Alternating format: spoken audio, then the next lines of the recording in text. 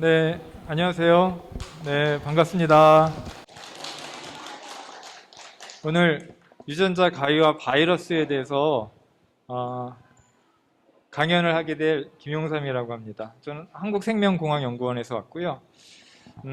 지금 현재 연구소에서 유전자 가위도 연구하고 그 다음에 그거를 개발해서 치료제도 개발하고 있는 그런 사람이고요.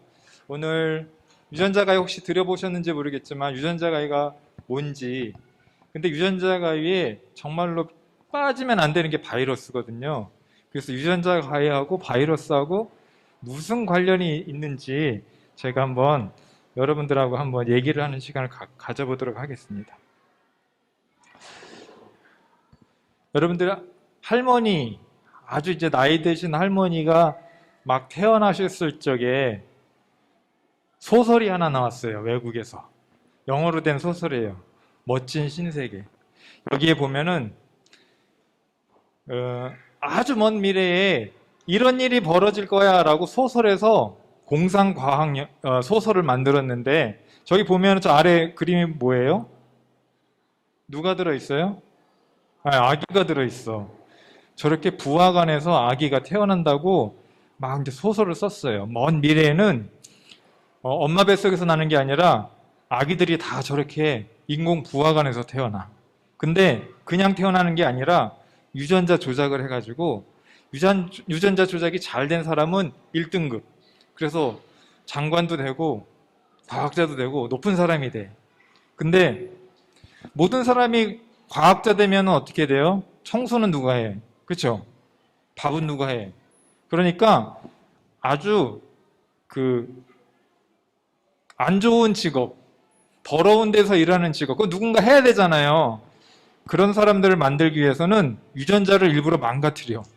그래서 저기서 태어나게 해서 그런 사람들은 그냥 안 좋은 일을 하게 만드는 그런 먼 미래가 올 거다라고 우리 할머니가 태어나실 시대에 저 소설이 나왔어요. 근데 그 소설에서 그 미래가 몇 년 후가 될 거다라고 얘기를 했냐면 600년 후가 될 거라고 그랬어요. 근데 100년도 안 됐죠. 1932년이니까 90년 정도 됐잖아요. 근데 그 기술이 나왔어. 그게 바로 유전자 가위 기술이에요. 유전자 가위 기술은 우리가 원하는 대로 유전자를 바꾸면 좋게도 되고 나쁘게도 되고 이런 것들을 만들 수 있는 게 유전자 가위거든요. 소설에서는 600년 걸릴 거라고 예상을 했는데 실제는 90년 만에 이런 기술이 발달했어요. 그러니까 우리가 생각하는 것보다 기술이 정말로 엄청나게 빠르고 발전하고 있죠. 요 영화를 혹시 부모님 중에서 이 영화 보신 분이 계시나요? 부모님이에요? 부모님은 아니죠. 혹시 기억해요? 네. 가타카라는 영화인데, 저 영화는, 여기, 제가 대학교 때 나와가지고, 사실 대학교 때는 못 보고, 저도 이제 좀 커서 봤어요. 저기에 보면은, 저기도 유전자 조작을 해서 태어난 사람들은 높은 직업을 가질 수 있어요. 우주 비행사. 어제 나로 올라갔잖아요. 나로 올라갈 때 그 안에 타는 우주 비행사가 되려면 유전자 조작을 해야 돼. 근데 유전자 조작을 안 하고 그냥 태어난 사람들은 그냥 또 청소만 해야 돼. 그런 세상이 그 먼 미래를 그린 영화예요, 가타카. 그래서 여러분들 한번 보시면 좋은데, 저기 보면은 화면에, 그림색 화면에 4개가 뭐가 보이죠? 동글동글한 게. 저게 뭔지 알아요? 저게 수정란이야. 수정란. 그래서 의사가, 자, 4개 수정란이 있으니까 저기서 한번 골라봐. 그러면은 내가 유전자 조작해가지고 태어나게 해줄게. 그래서 이제 형은 유전자 조작을 안 하고 태어났어. 그래서 막 몸도 아프고 막 그래. 근데 동생을 좀 건강하고 좋은 직업을 갖게 하기 위해서 부모가 의사 선생님한테 가가지고 유전자 가위로 조작을 하게 만들어 태어났어요. 그래서 그 동생은 검사가 됐어. 그래서 이제 형과 동생이 유전자 조작한 사람하고 안 한 사람들이 이제 막 이렇게 살아가는 먼 미래를 이제 그린 거예요. 저게 1997년이에요. 그러니까 얼마나 됐나요? 한 20 몇 년 됐죠. 저 때 유전자 가위란 말이 있었을까요? 없었을까요? 네, 없었어요. 5년 후에 유전자 가위란 말이 나왔어요. 근데 그 말이 나오기도 전에 벌써 이 작가와 영화 감독은 그런 세상을 먼저 그리고 있어요.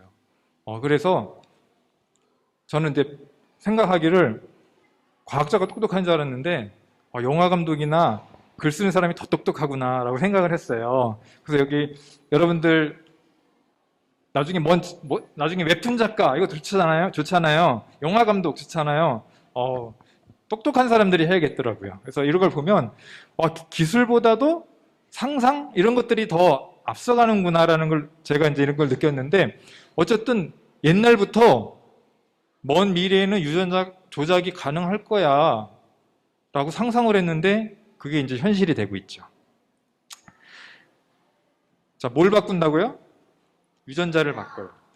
자, 유전자도 있고 DNA도 있고 염색체도 있고 그 다음에 유전체도 있고 이런 말 들어봤죠? 그게 뭐야? DNA는 뭐고 유전자는 뭐고? 그래서 한 방에 우리 정리 한번 해보는 시간을 가져봅시다. 한 방에. 자, 저희 오른쪽에 뭐예요? 혹시 저 사진에 있는 집에 살고 있는 사람 있어요? 그냥 구글에 있는 거 따왔는데 혹시 걸릴 수도 있어서. 자, 아파트죠? 우리 아파트는 아니에요. 우리 아파트는 아니고. 저는 대전에서 왔어요. 보니까 서울 아파트 같아. 대전에는 저렇게 좋은 아파트가 없어요. 자, 저 아파트에 보면은, 자, 벽돌이 이제 벽돌로 아파트를 졌다고 쳐요? 그러면 그건 DNA예요. 하나. 그렇죠? 어떤 것들을 짓는 하나의 단위는 벽돌. 그게 DNA고요. 자, 벽돌이 이렇게 쭉 쌓여가지고 하나의 공간이 됐어. 그럼 집이 되죠? 우리 집 몇 호예요? 집 몇 호? 아파트 살아 혹시? 몇 호? 몇 호 살아? 2004호. 자, 그러면 2004호. 이게 유전자예요, 유전자. 자, 그러니까 DNA가 1000개, 10,000개, 유전자가 큰 것도 있고 작은 것도 있어요. 그래서 1000개, 10,000개에 대해서 하나의 방을 이루면, 방을 이룬다는 얘기는 뭐냐면, 그게 기능을 갖고 있는다는 얘기예요, 기능. 그 유전자가 DNA 하나 있을 때는 기능이 없는데, 이게 하나가 이루어져서 어떤 기능을 갖고 있는 거를 유전자라고 하고, 그거는 호에 비하면 돼요. 저희가 302호라고 썼듯이. 자, 그런데 그게 또 302호도 있고 위에는 뭐가 있어요? 402호도 있고 쭉 있잖아요. 그럼 하나의 동이 되겠죠. 동. 그렇죠? 그게 염색체예요. 그래서 저기 보면 염색체라고 보이죠. 자, 그게 유전자가 여러 개가 이렇게 들어있는 하나의 덩어리. 그거를 염색체라고 보면 돼요. 자, 그 다음에 자, 저기는 이제 단지가 있죠. 단지에는 큰 동은 한 20동, 30동도 있고, 저 같은 이제 시골의 작은 동네는 이제 10동 있고, 그렇죠. 자, 우리 몸에는, 자, 문제. 우리 몸에는 몇 동까지 있을까요? 자, 우리 염색체는 몇 동까지 있을까요?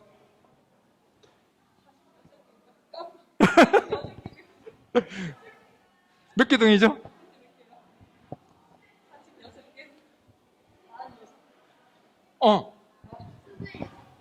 26개.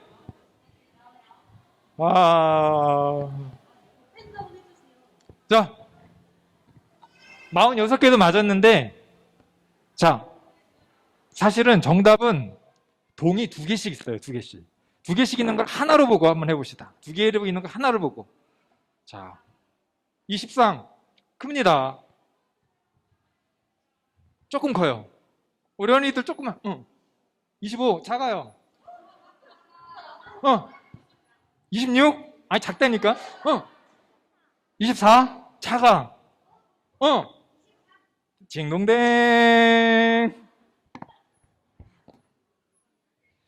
자, 그러니까 우리 몸 안에는 동이 몇 개 있다고요?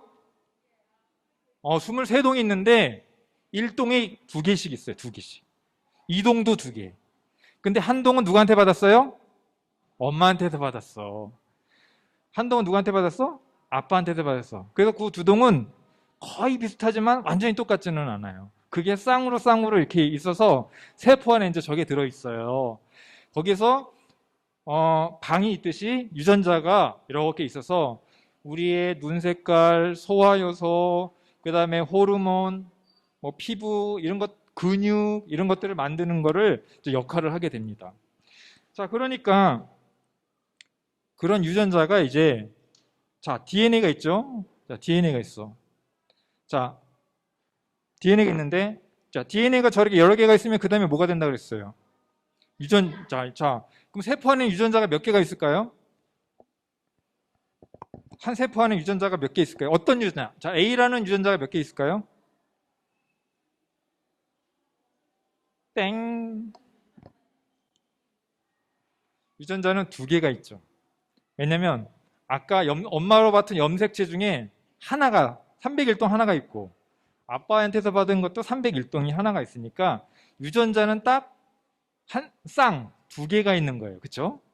근데 엄마한테서 받은 게 잘못된 걸 받았어. 왜냐하면 엄마도 두 개가 있겠죠. 근데 엄마가 두 개가 있는데 하나는 고장이 났던 거야. 근데 할머니한테서 받은 걸 고장이 났어. 근데 할아버지한테서 받은 거는 정상이어서 엄마는 멀쩡하게 살아. 막 필라테스도 하고, 막 새벽부터 나가서 운동도 하는데 몰랐는데, 그 엄마가 자식을 낳았는데 하필이면 이 잘못된 거를 자식한테 전달해 준 거야. 아빠도 마찬가지예요. 아빠도 하나는 잘못됐는데 하나는 정상이었어. 그래서 이 정상 때문에 이 아빠가 유전 질환이 있는지 몰랐어. 이 정상인 것 때문에 멀쩡히 살았거든요. 막 UFC도 하고 막 탁구도 치고 축구도 하고 그랬어.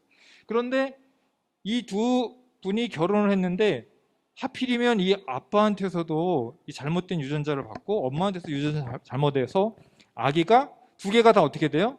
잘못된 유전자가 오면 그때부터는 이제 그 아이는 이제 유전 질환이 걸리는 이런 잘못된 게 이제 발생하게 되는 거죠.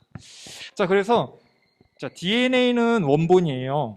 소중한 원본 두 개가 있는데 DNA는 결국 유전자를 뭘 하려고 그러냐면은 단백질, 이러이러한 단백질을 만들어내라라고 항상 암호를 줘요. 근데 두 개 갖고 일하기는 너무 힘들잖아요. 그래서 RNA라는 복사본을 만들어내. 그래서 원본이 하나지만 서점에 가면은 막 책들이 많죠. 그게 다 이제 복사본이나 이렇게 출판해서 만든 거잖아요. 그러면 여러 사람들이 읽을 수 있죠. 필요 없으면 어떻게 해요? 원본은 놔두고 복사본을 다 없애버리면 되죠. 자, 저렇게 RNA라는 건 복사본이어서 필요할 때는 많이 만들고 그다음에 없을 때는 안 만들고 이제 이렇게 조절을 하는데 자, 그래서 우리 몸에 어떤 단백질들이 있냐면 저 근육도 단백질이고요. 그다음에 이게 죄송해요. 너무 영어만 많아가지고 제가 영어는 읽을 수 있는 사람은 읽고 없는 사람은 그냥 그림만 보면 돼.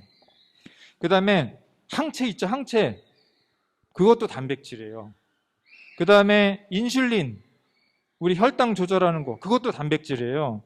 그 다음에 우리가 빛을 보는 거 이 안에 로놉신이라는 게 있는데 그것도 단백질이에요. 그러니까 우리가 할 수 있는 모든 것들이 다 단백질인데 그게 바로 유전자하고 관련이 되어 있다. 그러니까 어떤 유전자가 잘못되면 빛을 보는 유전자가 잘못되면 장님이 될 수 있고 그렇죠? 그 다음에 근육을 생성하는 유전자가 잘못되면 스티븐 호킹 박사처럼 어떻게 돼요? 휠체어를 타야가 되고 이제 그렇게 되는 거죠. 이렇게 되는 거예요. 그래서 대표적인 유전자가 잘못되었을 때 어떤 일이 일어나는지를 보여드리는 거예요. 적혈구가 뭐예요? 피를 흐르게 하는 거. 산소를 전달하게 주게 하는 뭘까요? 세포. 정확하다. 세포. 좋아. 하나 더 줘야겠어요. 세포. 자, 이거는 세포고요. 혈액에 있는 세포예요. 그런데 저기가 적혈구가 산소를 이렇게 운반하잖아요. 그런데 어떤 유전자가 잘못이 되면 저렇게 오른쪽처럼 변해요. 왼쪽에는 뭐 같이 생겼어요? 도너츠 같이 생겼죠. 자, 오른쪽엔 뭐 같이 생겼어요? 낫 같이 생겼어요. 그래서 저 겸이 한자로 어려운 말인데 낫이에요. 낫. 상은 모양이고요. 낫같이 생겼다 해서 겸상적혈구인데, 그렇게 되면은 저렇게 그 도너츠처럼 돼야지 잘 이렇게 혈관을 돌아다니는데, 저렇게 되면은 혈관 사이에 막 막혀가지고 산소 운반이 안 되니까 빈혈도 생기고 신경 같은데 짝짝짝 저렇게 들어가니까 통증도 있고 이제 이런 병들이 생겨요. 자, 오른쪽에 계신 분은 살아계셨어요? 돌아가셨어요? 예, 저렇게 계시다가 돌아가셨어요. 저분은 근육에 생성되는 유전자가 잘못이 돼서 어떻게 됐어요? 저렇게 애석하게 저렇게 평생을 사셨어요. 근데 저 부분은 엄청 똑똑하시죠. 왜냐하면 근육하고 지능은 별로 상관이 있어요, 없어요? 없죠. 그래서 엄청 똑똑하신 분인데 이제 근육 유전자가 잘못돼가지고 저렇게 사셨던 분이에요. 자, 저기 혈우병이라는 게 있는데 옛날에 중세 시대 때에 러시아 왕가에 혈우병 집안들이 있었어요. 혈우병은 뭐 하는 거예요? 피가 잘 안 굳어지는 거예요. 피를 굳어지게 하는 유전자가 잘못돼서 그게 없어가지고 피가 나도 잘 안 굳어지는 거예요. 그런 환자들이 있는데 그런 환자들은 조그만 상처난 피가 안 굳기 때문에 항상 조심을 하고 다녀야 되고, 피가 굳는 약들을 항상 주사를 맞으면서 살아야 돼요. 당뇨병 환자처럼. 암도 어떻게 돼요? 암도 특정한 세포에 유전자가 잘못이 되고 이게 쌓이면 그 세포가 이제 암세포가 돼가지고 우리를 죽게 만들고 이제 이렇게 되는 거죠. 그래서 많은 질병들이 유전자가 잘못되기 때문에 이제 걸리는 대부분은 유전병이에요. 그리고 하나가 암이에요. 자, 그래서 유전자 변화가 이렇게 우리에게 심각한, 그러니까 이런 감기 걸리고 뭐 이렇게 좀 상처나고 이런 수준이 아니라 유전자는 하나만 잘못돼도 그냥 인생이 이렇게 힘들게 살아야 되는 진짜 무서운 질환이죠. 자, 그러면 유전 질환은 왜 생기냐면 DNA가 어떻기 때문에 생기는 거예요? 잘못됐기 때문에. 다시 말하면 변하기 때문에 생기는 거죠. 자, 그러면은 DNA는 변해야 될까요? 변하지 말아야 될까요? 네. 변하지 않으면 어떤 일이 벌어지냐면 여기 있는 사람들이 다 똑같이 생겼어요. 다 똑같아. 그리고 우리 할아버지랑 다 똑같이 생기고 우리 조상하고 다 똑같이 생겼어. 키도 똑같고. 그러면 너무 슬프죠. 그래서 DNA는 사실은 변해야 돼. 그래서 저기 가운데 보면은 우리가 다 다른 이유는 DNA가 조금씩 계속 시간이 따라서 변하기 때문에 우리 자식도 다르고 또 점점 형제도 다르고 그런 거예요. 그 다음에 진화해야 돼, 진화. 자, 최근에 진화에 성공한 사람이 있어요. 사람이 아니라 성공한 개체가 있어요. 최근에 진화에 엄청 성공한 개체. 누굴까? 코로나 바이러스. 코로나 바이러스가 진화를 어떻게 했냐면 자기가 갖고 있는 유전 물질 RNA를 계속 변화시켜 가지고, 처음에는 코로나 바이러스가 우리가 되게 힘들었잖아요, 걸리면. 근데 요새는 별로 힘들지 않죠. 만약에 힘들면 어떻게 됐냐면 진짜 막 강력한 바이러스가 나타났어. 막 딱 들어가면 사람이 3초 내로 죽어. 그런 바이러스는 바이러스 입장에서 자기가 좋을까요, 나쁠까요? 나빠요. 왜 나쁘죠? 자기를 퍼뜨릴 수가 없어요. 근데 어중간하게 약한 바이러스는 걸려도 막 사람들이 돌아다니죠. 돌아다니면서 막 전달을 해. 그러니까 자손을 퍼뜨릴 수 있어.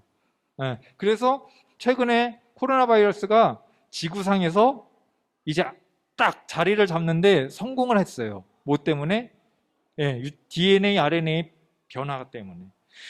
자, 이렇게 DNA와 RNA는 변할 수밖에 없고 사실은 변해야만 하면 돼. 근데 문제는 뭐냐면 그러다 보니까 동전의 양면처럼 좋은 측면도 있는데 나쁜 측면이 뭐라고요? 이제 유전 질환이 걸린 거야. 그쵸? 그래서 좋은 곳에 생기면 오히려 더 힘이 세지는 거고요. 나쁜 곳에 변화가 생기면 더 아픈 거야. 운이야, 운. 그래서 좋은 곳에 생기는 건 괜찮겠죠? 나쁜 곳에 유전자가 생겼다. 그럼 어떻게 돼요? 고쳐야 되겠죠. 그게 바로 유전자 가위입니다. 그래서 전에는 유전질환자들은 그냥 태어나면 거의 다 돌아가셨어요. 그렇게 일찍 돌아가시거나 아프게 살다 돌아가시거나. 그런데 이제는 고칠 수 있는 시대가 이제 왔고, 그게 바로 뭐냐면 유전자 가위라는 거죠. 그래서 유전자 가위는 어떻게 생겼냐면은, 저 오른쪽에 보면은 오른쪽에 가위가 있어요. 가위는 이거는 문방구에서 파는 가위가 아니에요. 눈에 보이지는 않아. 이제 표현하기, 이게 DNA를 자르는 요소예요. 자, 우리 소화요소 있죠. 소화요소, 우리 몸에. 음식을 먹으면 음식을 자르죠.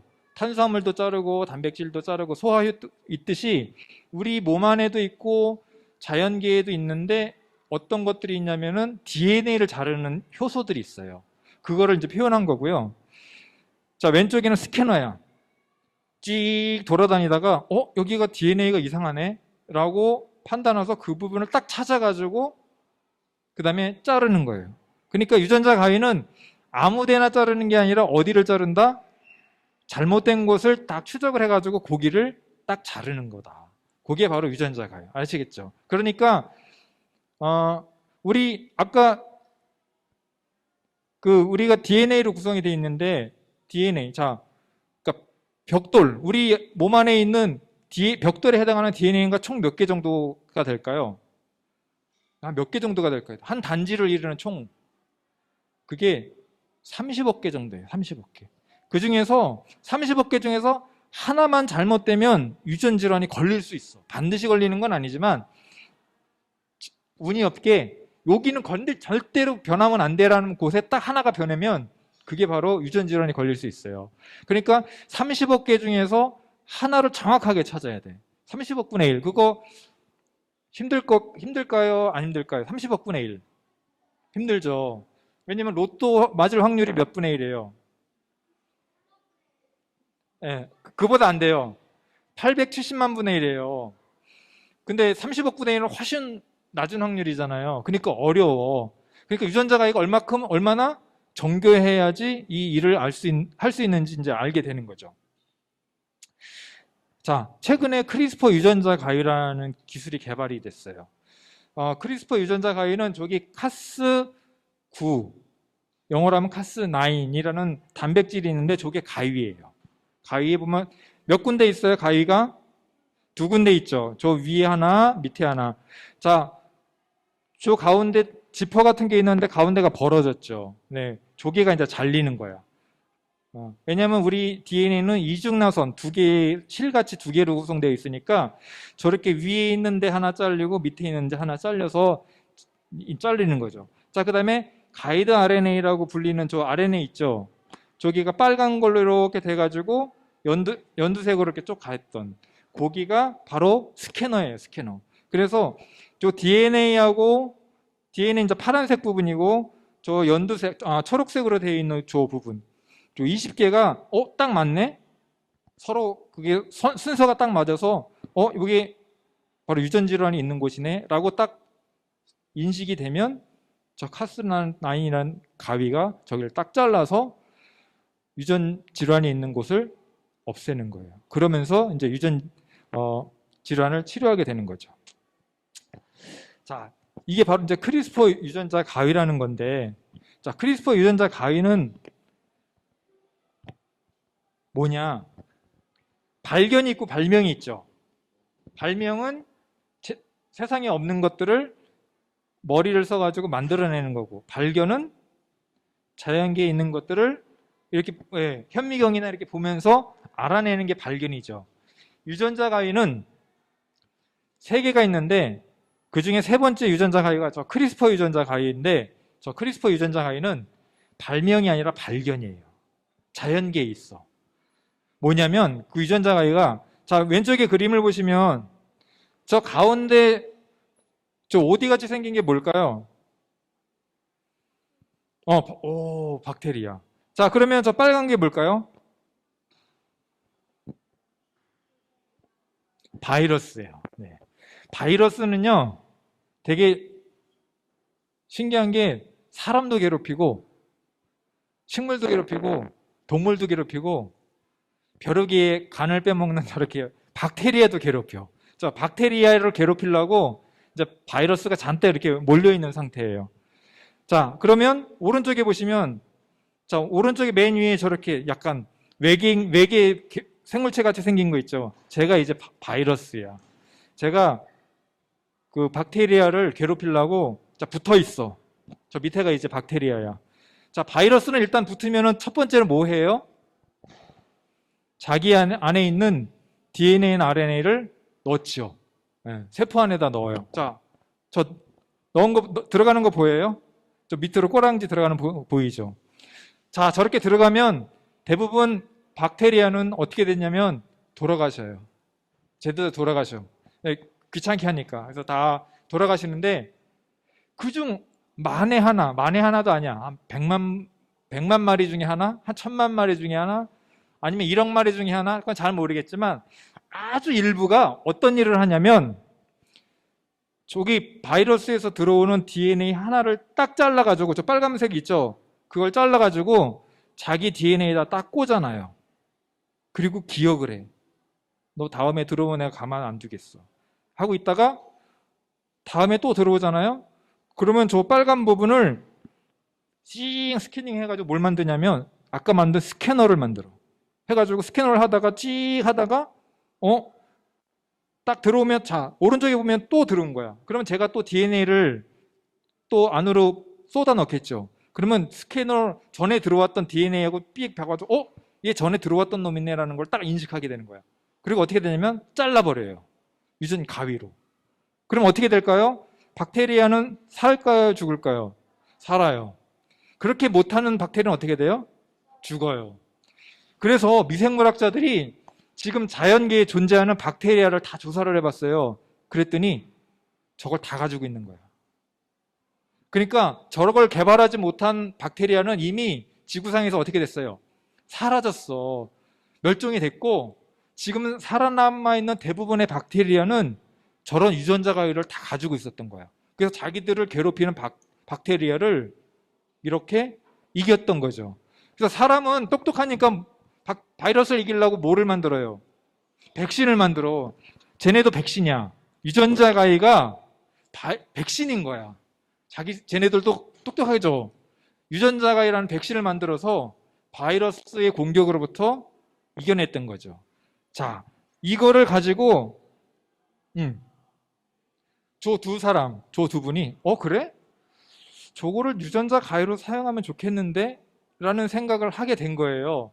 그래서 그걸 가지고 자, 저렇게 유전자 가위하고 스캐너, 아까 말한 스캐너를 가지고 DNA를 자르는 연구를 해서 유전자 가위로 만든 게 바로 지금의 크리스퍼 유전자 가위고 저 두 분, 왼쪽에는 샤펜티어라는 박사님이고요. 오른쪽에는 제니퍼 노우드라는 교수님이야. 저 두 분이 학회 갔다가 커피숍에서 커피 마시다 둘이 만나가지고 우리 이런 연구 한번 해볼래? 라고 해서 시작했다가 잘 돼가지고 작년에 노벨상을 탔어요. 그래서 유전자 가위가 작년에 노벨상을 타고 이제 본격적인 이제 일을 하기 시작하는 거예요. 유전자 가위를 통해서. 자, 그럼 유전자 가위는 자, 발견부터가 바이러스하고 관련이 있었죠. 그렇죠? 왜냐하면 유전자 가위는 박테리아가 바이러스 공격으로부터 지켜내기 위해서 만든 백신 같은 거였다라는 거였죠. 자, 두 번째 또 어떤 관련이 있는지를 한번 얘기해 볼게요. 바이러스하고 유전자 가위고 또 어떤 관련이 있는지. 자, 이 책 하나 나가야 되거든요. 자, 조 사이에 들어갈 두 단어. 양념 땡. 딩동댕.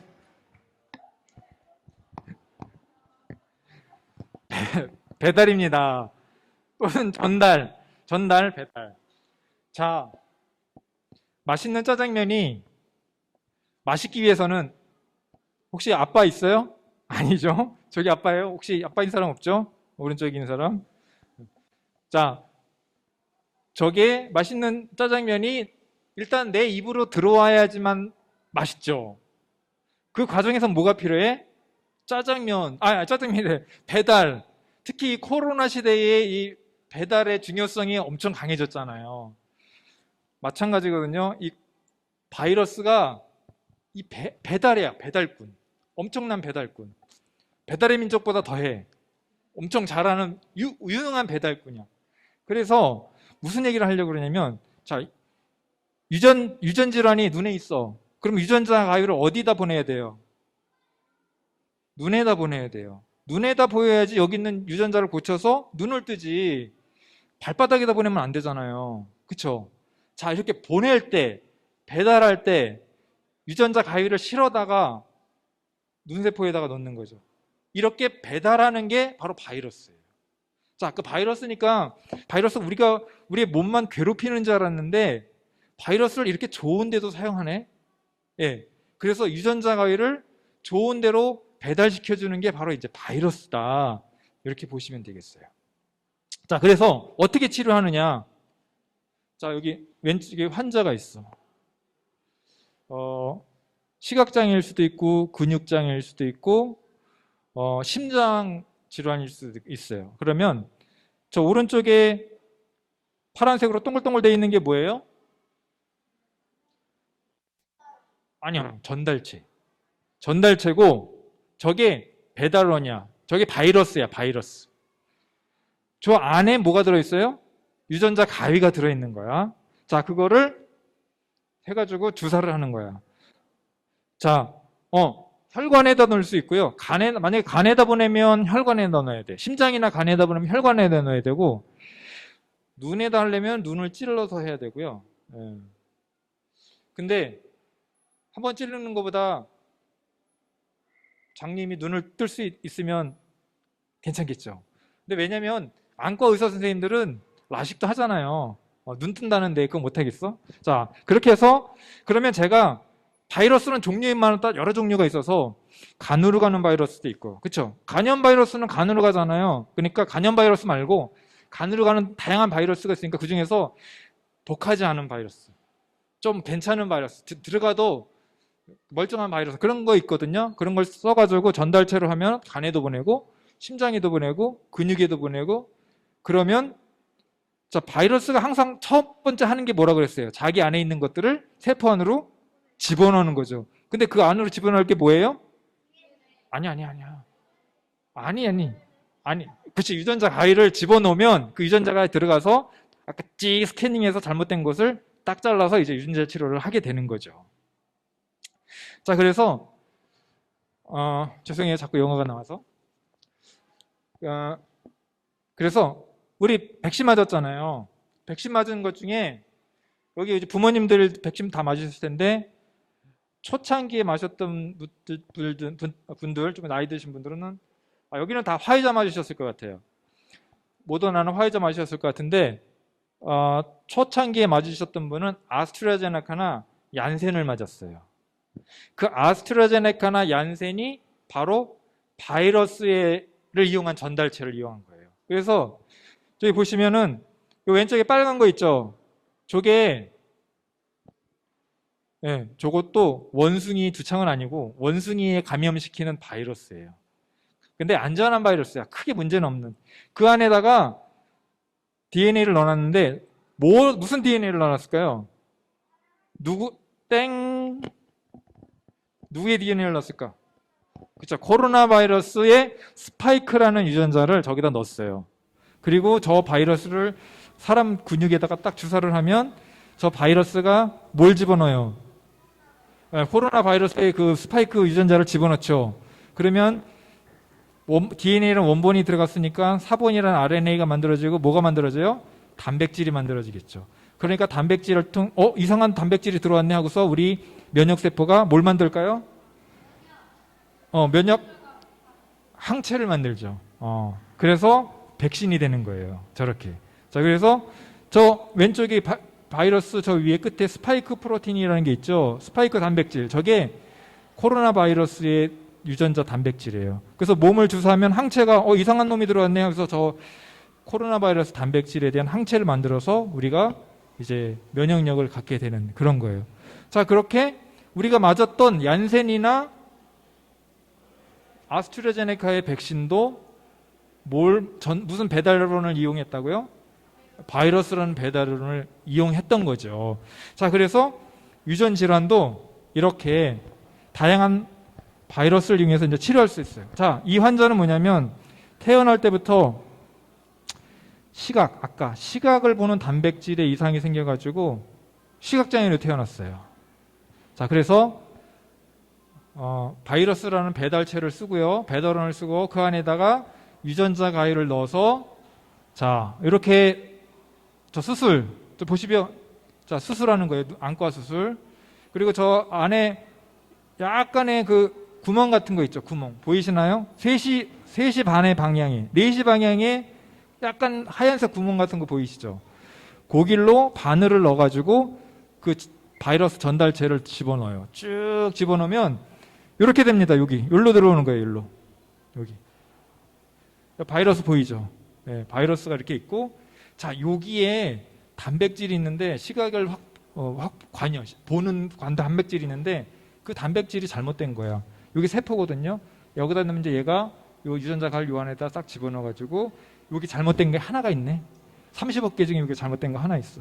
그래서 유전자가 딱 자르고 여기 딱 자르서 여기를 없애버리는 거예요. 그러면 저 환자는 어떻게 돼요? 시각을 확보하게 되는 거예요. 이것이 현재 미국에서 임상 실험하고 있어. 성공하면 어떻게 돼요? 우리 주변에 태어날 때부터 장님, 그러니까 시각장애가 나이 드셔가지고 할머니가 이제 노화돼가지고 침침해 이제 눈이 멀 것 같아, 이게 아니라 어렸을 때 태어날 때부터 유전자가 잘못됐기 때문에 앞을 못 보는 아이들, 그쵸? 소아 시각장애자들이 이제 저런 과정을 통해서 앞을 볼 수 있는 세상이 왔다는 거죠. 자, 이 루게릭 같은 거죠. 이게 DMD라는 유전 질환인데, 루게릭은 되게 환자가 많지 않아요.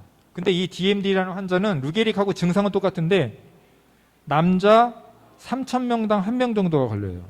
굉장히 많이 걸리죠. 그러니까 한 학교에 1명 정도는 있을 수도 있어요.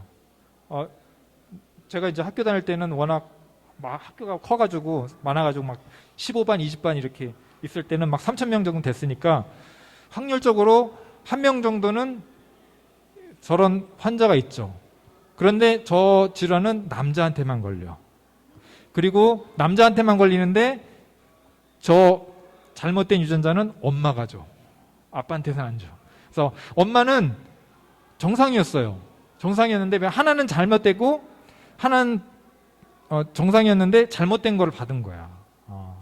그런데 이거 좀 어려운 얘기지만 이게 X염색체에 있어가지고요.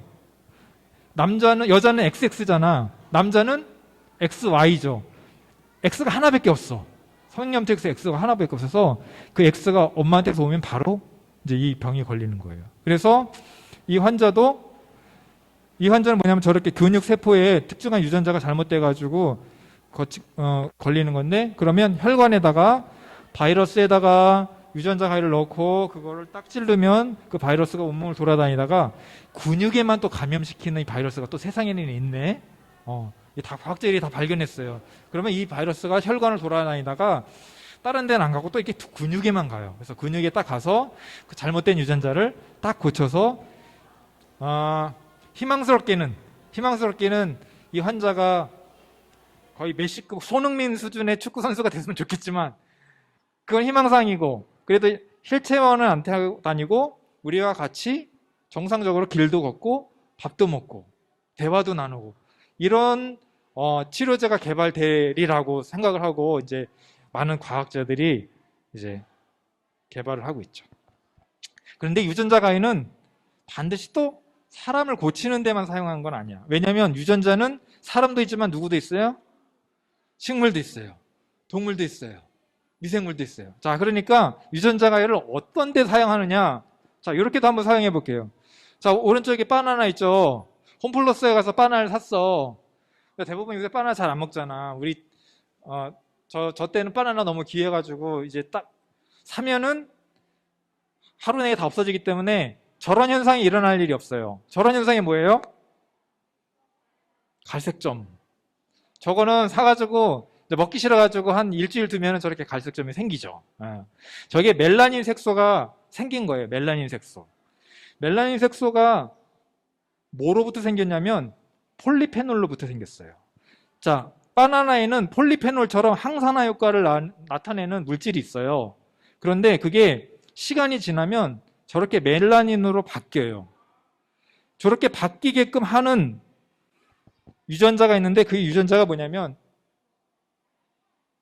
요 PPO라는 유전자예요. 요 PPO라는 유전자. 요 유전자가 왼쪽에 저 색깔이 없는 폴리페놀을 오른쪽에 멜라닌으로 바꾸는 거예요. 시간이 지나면 저 유전자가 막 나와가지고. 자, 그러면 그냥 어떻게 될까요? 그냥 바나나는 까먹으면 되죠. 자, 근데 문제는 뭐냐면, 자, 밑에 보여, 버섯. 버섯은, 자, 엄마가 이제 딱 가가지고, 홈플러스 가가지고 딱 보니까 이제 버섯이 있어. 버섯을 살려고 딱 봤는데, 저 오른쪽에 저렇게 됐으면 어떻게 해서 사겠어요? 안 사겠어요? 안 사기죠. 근데 버섯이, 보세요. 버섯이 겉에가 되게 부들부들하잖아. 그래서 농사를 짓다가 이제 수확을 해서 트럭에 실어서 갖고 오고 또 일하는 분들이 나눠가지고 하다 보면 상처가 나죠. 그럼 이제 산소가 들어가면 그 유전자가 막 나와.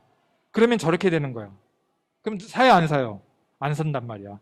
그래서 버섯을 개발했는데 유전자 가위로 저 유전자를 없애버렸어요.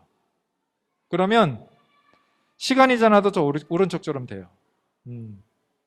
그렇게 돼서 우리가 뭐 조금 이제 하다가 이렇게 운반하다가 조금 이렇게 상처가 나도 갈색이 잘 안 생기는 거죠. 그렇게 해서 조금 농사하시는 분들, 그 다음에 이게 운반하시는 분들, 그 다음에 상점에서 일하시는 분들이 조금 막 신경 안 써도 그냥 살 수 있는 그런 식물들도 개발할 수 있는 세상이 온 거죠. 또 요새 이제 우리나라는 커피 공화국이잖아요. 예, 다 커피 먹잖아요. 근데 이제 커피를 많이 먹으면은 어떻게 되죠? 잠을 못 자요. 그 안에 뭐가 있기 때문에? 카페인이 있기 때문에. 자, 디카페인이라고 들어봤어요? 디캡. 카페인을 어떻게 했어요? 제거를 했어요. 어떻게 했어요? 아니, 지금은 보통은 추출을 해요. 추출하는데 추출하는 게 사실은 유기용매라는 걸 써가지고 썩 좋지는 않아요. 몸에는. 그래서 디캡이 뭐 잠은 잘 수 있지 모르겠지만 그냥 일반 원두보다는 가공 처리를 하기 때문에 썩 바람직하지는 않은 거죠. 어쨌든 유기용매라는 것이 한번 거쳐서 추출이 되니까. 근데 최근에 그러니까 카페인을 만드는 유전자를 없애는 커피를 현재 만들고 있어요. 이게 만들어지면 그 나무는 그냥 디캡 커피야. 그냥 그걸 만들면 여러분들 그냥 갈아서 먹으면 그 자체가 디캡 커피가 되는 거죠. 그렇게 유전자 가위도 활용할 수 있는, 현재 개발하고 있어요. 성공할지 안 할지 모르겠지만 어쨌든 이렇게 하고 있습니다. 자, 왼쪽에 소 보이시죠? 소. 네. 어때요? 네. 우락부락하죠. 네. 저게 자연적으로 유전자가 변형이 된 소야. 그러니까 사람이 한 게 아니라 뭐 우리가 아까 질환이 걸리듯이 어떻게 태어날 때부터 유전자가 그러니까 변형이 돼가지고 태어난 소인데 어떤 유전자가 변형이 됐냐면 우리 몸 안에는 근육을 만들지 마. 제발 근육 좀 만들지 말아줘. 라고 하는 유전자가 있어요. 그 유전자가 많으면 어떻게 돼요? 배도 나오고 이제 지방도 많이 생기죠. 그러니까 우리 어머님들 이렇게 배에 이렇게 지방 있다고 너무 이렇게 자신을 자책하지 않으셔도 돼요. 정상적인 유전자가 많이 나오고 있는 현상일 뿐입니다. 그런데 그 유전자, 지방 만드는 유전자, 근육 만들지 마 라고 하는 유전자가 고장이 났어요. 저 소는. 그래서 태어날 때부터 근육을 만들지 마라는 유전자가 고장이 났으니까 어떻게 돼요? 근육 좀 만들어라고 계속 하는 거잖아요. 신호를 보내는 거죠. 그렇게 되는 거예요. 그래서 풀만 뜯어 먹어도 막 근육 생기고 마당만 쓸어도 가슴에 막 근육이 나오는 그런 소가 나온 거예요. 자, 저거는 진짜 자연에서 이제 그런 것들을 연구원들이 발견을 한 거야. 자, 그래서 이제 과학자가 어떤 걸 했냐면 유전자 가위로 그럼 돼지한테 그것을 한번 해봤어요. 그래서 그 유전자를 돼지한테 없애버렸어. 왜냐면 돼지는 가만히 있어도 뭐가요? 비계가 많이 있죠. 기름이 많이 생기잖아. 그래서 그거를 유전자를 돼지한테 없애버렸더니 돼지가 저렇게 근육이 생기는 거예요. 무릎으로. 돼지도. 그래서 그 유전자를 없앴더니 돼지도 이렇게 된 거예요. 저걸 왜 만들었냐면 우리는 삼겹살 좋아하죠. 우리는 그 약간의 살과 기름이 이렇게 교대해가면서 이렇게 돼 있는 삼겹살을 좋아하지만 중국 애들은 뭐냐면 살코기만 먹어요. 삼겹살을 안 먹어요. 그러니까 중국 애들 먹으라고 만든 이제 돼지예요. 네. 살코기만 먹는 돼지를 위해서. 자, 이렇게 유전자 가위는 식물도 바꿀 수 있고 동물도 바꿀 수 있고 사람도 바꿀 수 있는데 단 좋게도 바꿀 수 있고 나쁘게도 바꿀 수 있지만 나쁘게 바꾸는 거는 하면 될까요? 안 될까요? 그건 과학자의 양심상 안 되고 법적으로도 안 되고 윤리적으로도 안 되고 그렇죠? 그래서 항상 좋은 쪽으로만 이렇게 사용하는 것이 유전자 가위예요. 그래서 유전자 가위가 지금 너무 좋아가지고 모든 걸 다 고칠 수 있느냐? 그런 건 아니에요. 현재 저도 유전자 가위를 공부하고 있지만 아직도 조금만 더 잘 연구하면 좋은 유전자 가위를 만들면 지금보다 더 잘 고칠 수 있는 그런 유전자 가위를 개발할 수 있기 때문에 아마 여러분들이 나중에 이제 대학에 가고 또 혹시 박사님이 되고 연구원이 되면 혹시 이런 쪽에 더 관심을 가질 수도 있고 아니면 정말로 의사 선생님이 돼서 진짜 질환 환자만 이렇게 보는 선생님들이 있어요. 유전 질환만.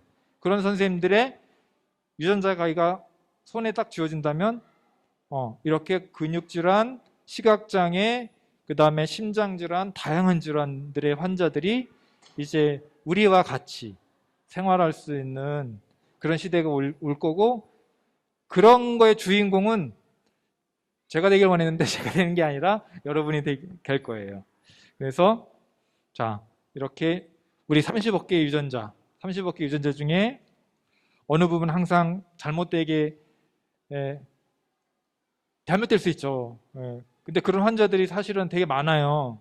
우리 주변에는 유전은 잘 안 보이죠. 왜 안 보이는지 알아요? 우리가 같이 학교를 다닐 수 없기 때문에 우리가 같이 밖에 나올 수 없기 때문에 보이지 않으니까 걸을 수 없기 때문에 그렇지만 그래서 없는 것 같지만 실제는 미국의 통계에 비하면 10% 10명 중에 1명은 다양한 유전 질환을 앓고 있다고 해요. 그래서 여러분들이 그런 불쌍한 사람들에게 삶에 희망을 주는 건강을 주는 또 사랑을 전달하는 이런 주인공이 되기를 바라면서 오늘 강의를 마치겠습니다. 감사합니다.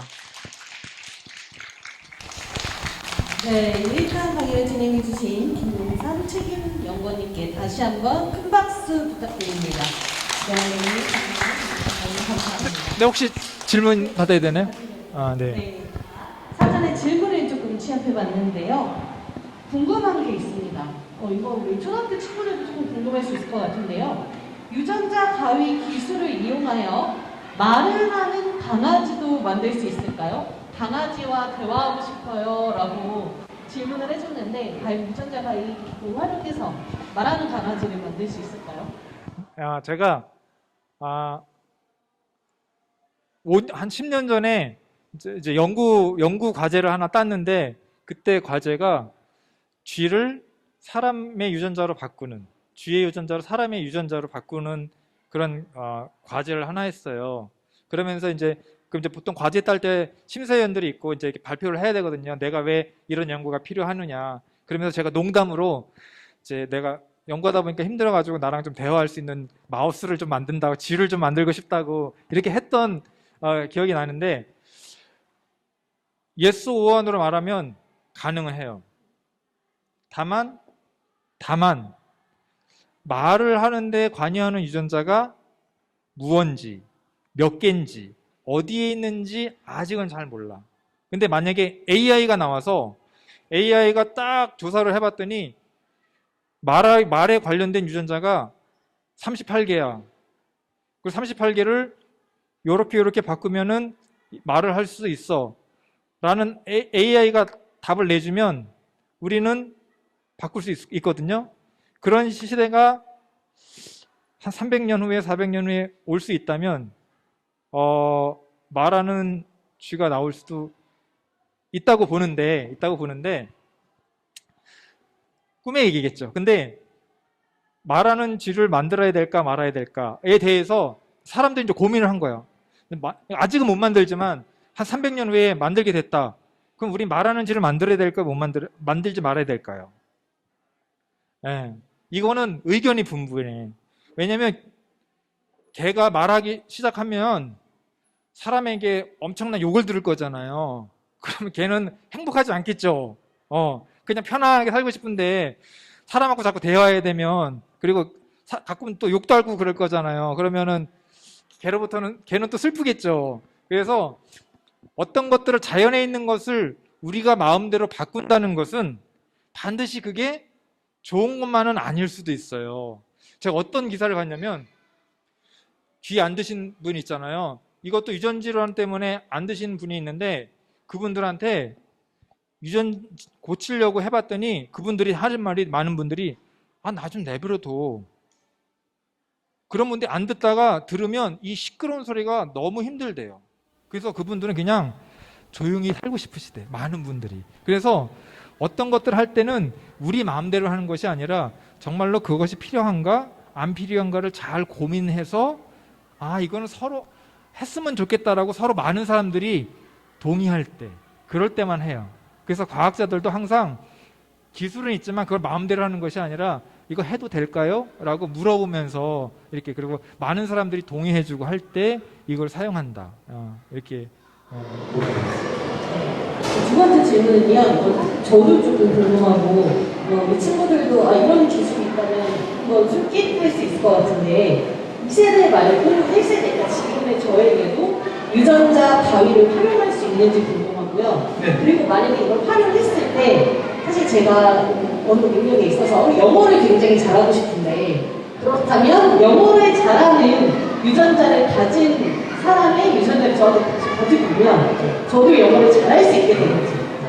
네, 그런 게 이제 많이 이제 질문에 있죠. 영어는 결국은 이제 지능 유전자. 자, 지능 유전자가 있어. 그 지능 유전자를 제 거를 빼와가지고 이제 복사를 해가지고 나한테 딱 어느 뇌에다 껴놓으면 나의 IQ가 이제 30이 올라간다고 가정을 했을 때 할 수 있을까? 이제 이때 문제, 이제 두 번째죠. 기술적으로는 가능할까? 과연 이게 기술적으로 할 수 있는 건가? 두 번째, 법이나 윤리적으로 가능한 건가? 이제 두 번째 문제인데요. 아직까지는 불가능해요. 왜냐하면 영어를 잘하는 그건 유전자는 아니잖아요. 그러니까 타고난 유전자는 아니고 계속 영어를 우리가 단어도 외우고 문법 공부도 해야 되니까 그것이 우리에게 습득된 거지 타고날 때부터의 DNA 문제는 아닌 거죠. 근데 다만 이런 것들은 있어요. 누구는 조금만 정말로 근육이 만들어지는, 어떤 사람은 되게 유연하잖아요. 그러니까 그런 것들은 아마 유전자형이 있을 거야. 어떤 사람들은 뭐 기미가 잘생겨, 이런 것도 또 유전자형이 있어요. 이제 그런 것들은 하면 나도 되게 유연해지고 근육도 많아지고 이런 거죠. 근데 그런 것들은 할 수는 있는데, 다만 법에서는 내가 그러한 것들을 하는 거를 금하고 있어요. 그러니까 유전자 가위는 할 수는 있지만, 유전자 가위는 뭐 A도 바꿀 수 있고 B도 바꿀 수 있고 C도 바꿀 수 있는데 기술적으로는 다 똑같아요. 하지만 바꿀 수 있는 대상은 심각한 질환이 있을 때만 해라 라고 허용해주고 있어요. 빨리게 달리게 하는 거, 똑똑하게 하는 거, 이쁘게 하는 거, 이건 하지 마. 유전질환, 뭐 에이즈, 그다음에 심각한 암, 요런 거 바꿀 때만 해라고 우리 법에서 아직은 하고 있어요. 근데 가끔 요거를 악용하는 과학자들이 나올까봐 이제 윤리하시는 분들은 이렇게 계속 모니터링하고 있죠. 그런 사람이 있나 없나 이렇게 하고 있습니다. 아직은 기술은 가능한데 법에서 못하게 막고 있습니다. 상세한 답변 해주신 우리 김용산 책임연구원님께 다시 한번 큰 박수 부탁드립니다. 오늘 굉장히 유익한 시간이었습니다. 치명적인 질환부터 고쳐간다. 네, 이 유전자 가위 기술을 통해서 우리 몸에 담겨있는 DNA가 완벽하지 않은 곳을 교정할 수도 있고, 또 변이가 있는 곳을 정확하게 찾아서 자를 수 있다라는 것에 굉장히 놀라웠습니다. 강연을 듣고 나니까요, 우리 대한민국을 이끌어가고 있는 생명공학 연구원들을 조금 더 응원을 해야 하지 않나라는 생각을 했습니다.